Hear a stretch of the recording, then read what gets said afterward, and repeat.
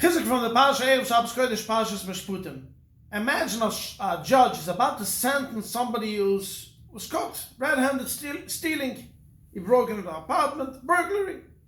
And he tells the judge, Your Honor, I have to say something before you're sentencing me.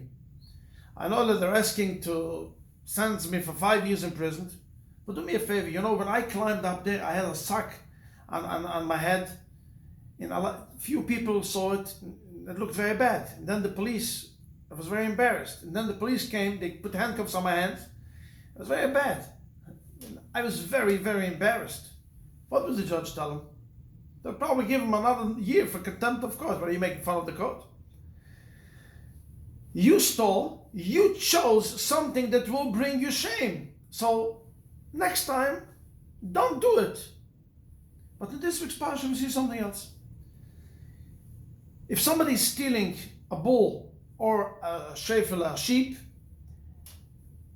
a goat, then you have to pay, and you slaughtered it or you sold it, then you have to pay 5 times if you stole a shoyer, 5 times the amount, and 4 times the amount if you stole a sheep, a shefel. Why?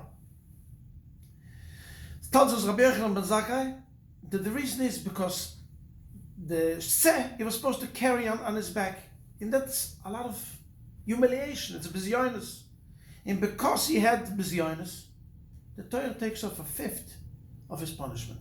He only has to pay 4 times the amount, not 5 times the amount, the same as the guy who stole the bull.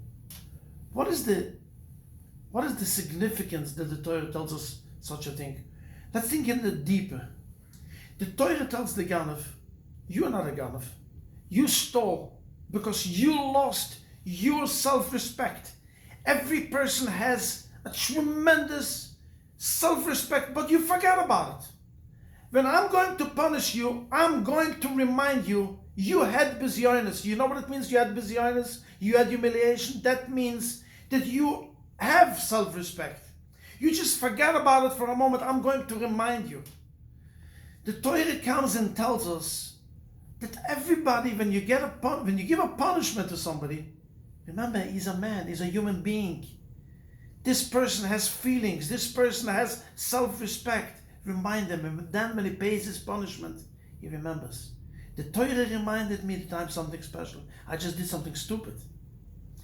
In this week's Parsha starts Ve'ayla Mishputim. So Rashi tells us, Moisef al Rishonim. It adds on the previous Parsha. The previous Parsha finished, Mizbach Adum U'Ta'aseli, you should make a Mizbayach. In this week's Parsha it says, Ve'ayla Mishputim, Rashi tells us, Shetusim Sanhedrin Eitzel HaMizbayach. You should put Sanhedrin right next to the Mizbayach. Don't build for them like a special, massive building. No. Every day when they come to be done, din and nefushes, or they coming to be done certain halachos, put them right next to Mizbayach. They should see the Mizbayach. Why is that? What is the significance from it? The significance from it is to remind them. Who comes to the Mizbayach? Somebody who sinned and is trying to get a kapura. The Mizbayach reminds everybody, you're not a choite, you did a chait. You did something that you need a kapura for it. But in reality, you are at Tselem Elokim. You have a heilige neshama. Once you leave, your carbon was accepted by the Koyanim. You're not a new person. You're the same person as before. You're just going to do new maisim that is going to be different than before.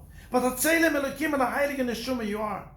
So the Torah tells us, Shetusim Sanhedrin Eitzel Mizbayach. Put the Sanhedrin, when they are going to judge people, they should remember who they are judging. They are judging somebody who has a family, somebody who has humiliation, somebody who has a Tselem Elokim, somebody who has a hole in the shuman. Yes, he did a chait. But before you judge him and before you give your final ruling, look at the Mizbayach. The Mizbayach reminds everyone it's very special. Yes, he might supposed to rectify some things that he did, but there's still a Tselem Elokim in a heilige neshama. Agiten sich selechtigen Shabbos.